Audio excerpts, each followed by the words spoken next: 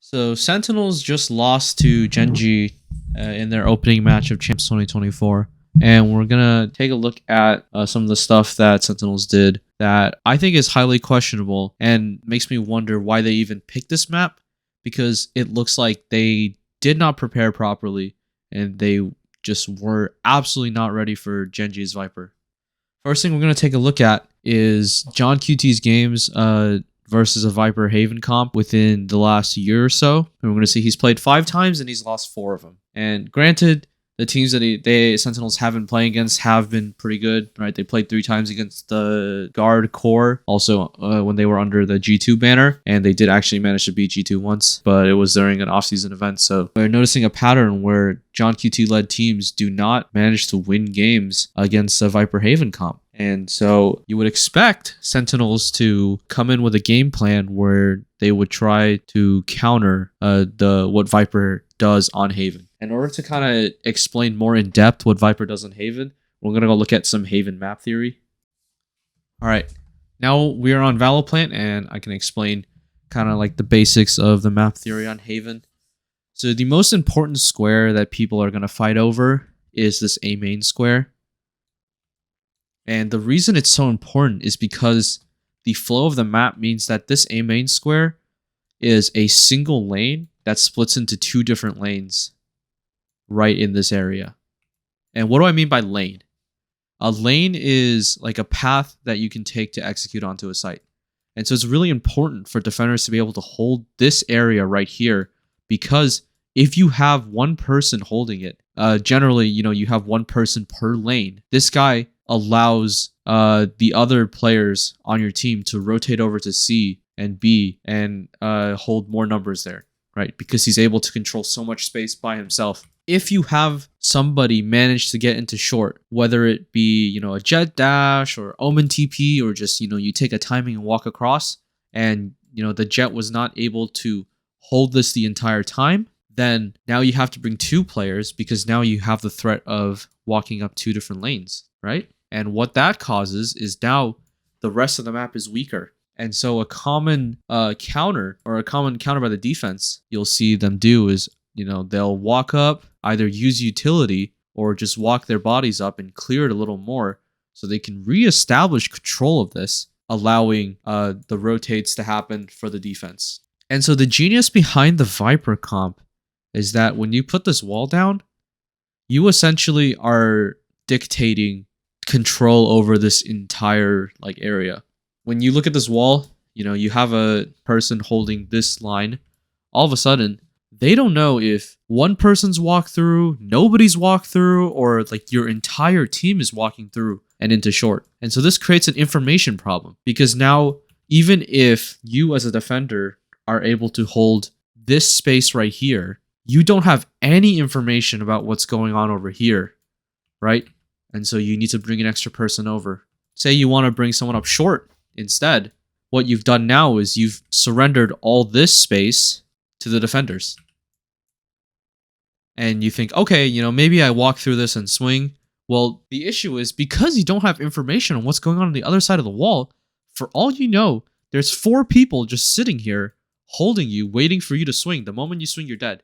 It's such a narrow angle that it's so disadvantageous for you that it is just remotely not even worth it. So this Viper wall, it creates a problem, right? And there's a reason why it became so popular last year when Haven was in the pool for essentially the entire year. So the entirety of 2023 was really popular. And so the best minds in Valorant tried to figure out what the best way was to counter it. And so one way that you would see in a lot of games is that teams would move their Sentinel onto A. And so why does this work? Well, it works because you are allowed to have passive information on A with your Sentinel, right? Cypher is a true anchor champion, and having consistent passive information up allows your team to feel more comfortable stacking heavily onto, C, Garage, and B. Because one of the common things that teams will do is once the attacking team is able to gain this A space, they will work either towards Garage or towards C, because they figured, oh, it's probably, a weaker side, because we have control of this box, they have to bring an extra person onto A, and that leaves C probably a bit weaker. Most of the time, that would leave Garage weaker. And so you'll see a lot of teams put, you know, tripwires into garage or stuff like that in order to try to mitigate the pressure into C. But because of this Viper wall, you know, having the Cypher set up C, I don't think is as valuable as having him just set up A. Because what this ends up saying is, we are okay with surrendering all this space on A. You know, maybe we still bring an initiator here, like a Sova or something, to drone down short at a minute 20 seconds or a minute, you know, a minute or 40 seconds, whatever timer you want, just to feign that we still have some kind of presence. But we are okay actually with surrendering this space and stacking heavier numbers here. Our Cypher, his only purpose on A at that point is to stall long enough for the team to rotate. If he gets a kill, awesome. He really just needs to play his life and get out. Just Cypher being alive in and of itself is good enough for you to just leave him to hold A on his own.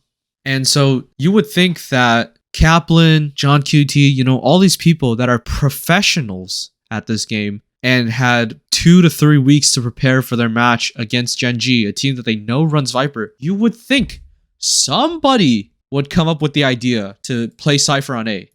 But no. We are going to go look at every single pre-round setup of Sentinels on this map, and not once did they have Cypher set up. Completely embarrassing. It is so illegal. I do not know how this is legal. Alright, here we are looking at the pre-round setups of Sentinels. We're going to see the first round pistol. You're going to start with 3A. Sentinels don't actually even aggress on this round. And so you end up just leaving the 3 players here, trying to hope that GenG will walk up with the wall. Alright, Sentinels actually lose the pistol. And so you see them do this 4-stack on A, this quiet 4-stack with a nice camera here. You know, the camera most of the time signifies that you're doing a trap play, so it's a nice little counter.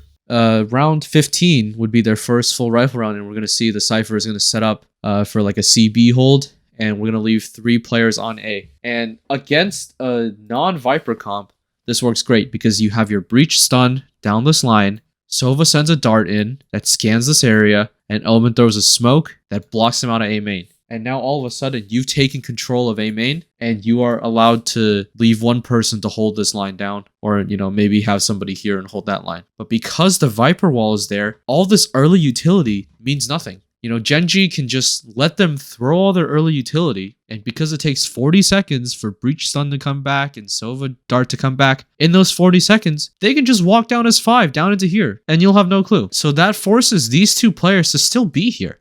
So all this early investment of utility doesn't really do anything for Sentinels. Like, Breach is pretty useless right now. They called a timeout before round 16, and now you're thinking, okay, surely they do some, like, brilliant adjustment, right? But no, there's no change. Cypher is still holding C in garage, and they're still investing multiple numbers onto A. Like, how is this a thing? Like, did everybody just collectively forget how teams countered Swamp Comp in 2023? Am I hallucinating? This round's an eco, so it doesn't really matter. And more of the Cypher C setup. Sentinels actually decide to bring more aggression down into A. But again, they run into the same issue where they get this far and they're too afraid to walk up further because they don't know there's 5 people behind them, right? And so I think one thing that Sentinels probably could have done here is try to be a little more aggressive with their Cypher, either by having him place a camera here. It's a very common one you'll see some players do, right? They throw a camera deep. They get so much info on this deep line that it allows you to decide whether or not you want to fight down C long while the split is coming through. But none of that happens. Sentinels don't even end up walking up out of A. So it ends up just being a really, really disjointed round where these 2 players are essentially just totally screwed on site. All right, looking at the next 2 rounds, Sentinels ends up calling another timeout before round 19. And, you know, they might as well just have called absolutely nothing because literally nothing changes. Like, I don't know what they were discussing. So yeah, they end up losing that round. They win this round, round 20, doing the same setup. But again, you still see you have to invest 2 players onto A on those rounds. And then the final round, more of the same stuff. Not one round, we're going to see every single round here. Not one round do they have Cypher set up onto A. Not even once. Like, it never even crossed Kaplan's mind to call that. never even crossed JOHNQT's mind to call that. And I think that goes a long way in explaining why absolutely atrocious win rate against Viper on Haven. When, remember, M80 was one of the best teams in Tier 2 last year. This is a map that they were dropping to teams like the Guard and stuff. This round is when I knew that GenG was going to win this game. Sentinels did not do their homework, and GenG very clearly did, and they were prepared. This is a beautifully called round by GenG. We're going to see early work into B. They're going to tap bomb and try to pull rotates on A, and that allows Munchkin to lurk up. And so we're going to see that happen right here. Tap the bomb, get out, causes the rotates to start happening, right? And GenG is going to sell this a little further by showing pressure through C Garage, try to pull the rotates a little further. Because their reasoning is, okay, if we had a guy holding in Garage, he's probably moved out here to try to help during the B plant, right? Because they tap bomb. And as like a second layer, they're going to put a smoke here and they're going to dog through to further sell the idea that this is a C split. And so we're going to see in a few seconds that Zelsis does a really good job of throwing his stun down here and he catches Meteor. Very well designed round by GenG so far, as Zelsis kills Meteor, and we've basically pulled 4 rotates. But John is very disciplined here, and he decides not to rotate, and he does have a suspicion that, you know, the Viper could lurk up A, but because he doesn't have control of these 2 lanes, they just lose this round because he picked the wrong one. It was a 50-50. He picked the wrong lane to hold. He ends up turning here, and Munchkin gets the kill, finds the timing, and the round is over. As Munchkin walks up, sees JOHNQT, picks him off, and now he throws that smoke right here. This smoke is incredibly important as well. This is part of the GenG anti-strat, right? They're going to put a smoke here, and the reason they want to put that there instead of, you know, putting the Viper smoke top C, like a lot of teams like doing, right? You deny the early C info and it gives you a free orb right here. The reason they're saving it for post-plant, it's because throughout the entire year, Sentinels has been known as a very retake-heavy team. Their retakes were very well coordinated during Madrid. And so Sentinels have, or GenG have decided that in order to counter it, they want to consistently keep the choke point smoked. They're going to cycle the Viper fuel and the Omen smoke just constantly. You know, when the Viper runs out of fuel, Omen smoke comes up, Omen smoke is out, Viper fuel is back, and they're going to play ahead of the retake utility. And one other wrinkle that you're going to see sometimes is that GenG will sometimes throw utility through the smoke to try to get Sentinels to instinctually, you know, throw their important retake utility out ahead of their actual retake because they panic and think, oh shit, they're gonna fucking fight. But anyway, let's kind of see what they do with it for this round. Viper smoke is up now, and Texture is immediately gonna walk into it, ready to disrupt when the retake happens. And now Sentinels are calling, hey guys, you know, we're all set up to retake. Let's wait until the Viper smoke is down, and then we're gonna start retaking, right? This is very like standard procedure, but you're gonna see in just a second that their Omen is going to turn. This Omen just turned right here, and he is going to throw his own smoke because Munchkin is calling that his fuel is about to run out, and they're going to resmoke the choke point. But by that point, Sentinel's already decided, look, we got to like start our retake now, right? Otherwise, we're just going to, we're going to miss our window. And so here comes all the utility. Texture gets a free kill in the smoke. Zekin is expected to swing off all the utility, but because the smoke is here, and because there's not really any utility to clear him out of the smoke, he gets a free kill. There's no utility to clear him out the smoke, and there's no bodies with him because everyone else is throwing utility. And you're thinking, okay, how do you counter this, right? Like, how do you counter this? Well, one thing you could do is you could find lineups. For example, Saucy on Sova, he's going all the way over here for a dart up here, right? Maybe he finds one where he can there's a common one that some people throw where you stand about here and you bounce it off this wall and up there into the same spot, right? Maybe you throw that so you have better spacing to be able to trade Zekin, right?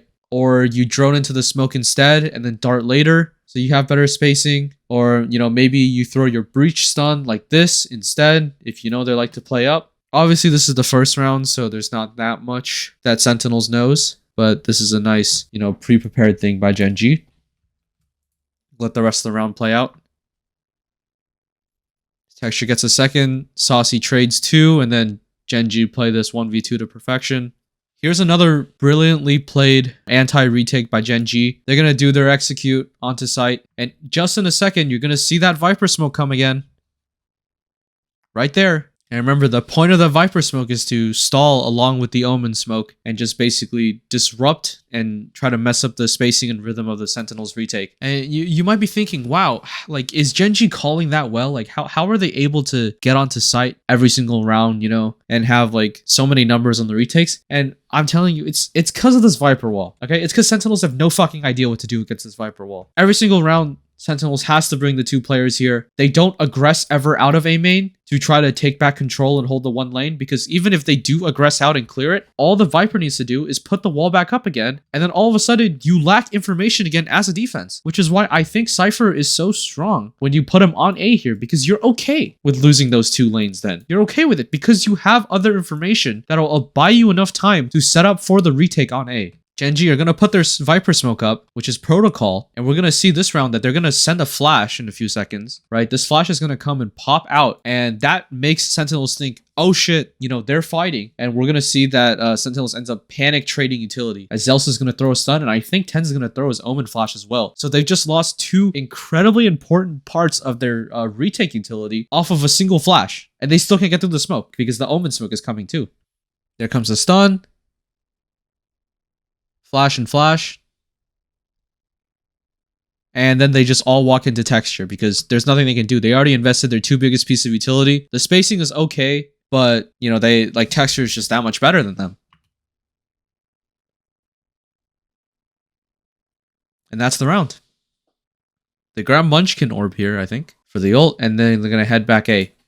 Sova just uses dart at 130-ish, so he's not going to have it back until 50 seconds. That dart actually, quite frankly, is pretty useless to be thrown at 130 by Saucy, as they have no one in a forward position, and like they do absolutely nothing with it because they're too afraid to walk up, because they still think there's a possibility that someone might have lurked into here or might have lurked into here. They really have zero idea. GenG are going to group up into A now. Just doing their due diligence on clearing everything. We're actually going to see another nicely designed round by GenG here, where this ult is, you think it's intentionally bad, right? But it's actually pretty interesting what they do. They have a lineup for a Molly, Viper Molly, Killjoy Molly that lands here, which would be the most common area that they would play, that you think defenders would play, because the defenders think immediately, oh wow, you know, this Killjoy ult is so bad, like it only covers this front of the site. But this is a really smartly designed round because it forces all the Sentinels players to stand in this kind of area and end up fighting, and they have no like way out. And so we're going to see that GenG, with great spacing, overwhelm the players on site, and the game is pretty much won at that point.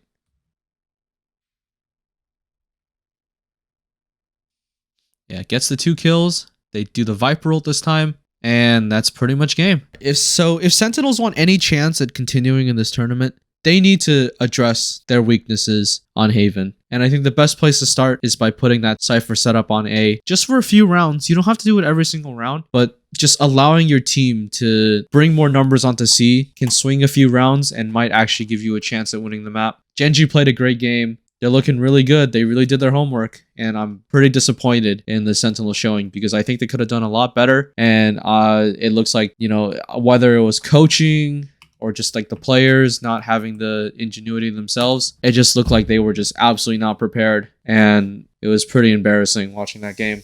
All right, that's it for today. Thank you.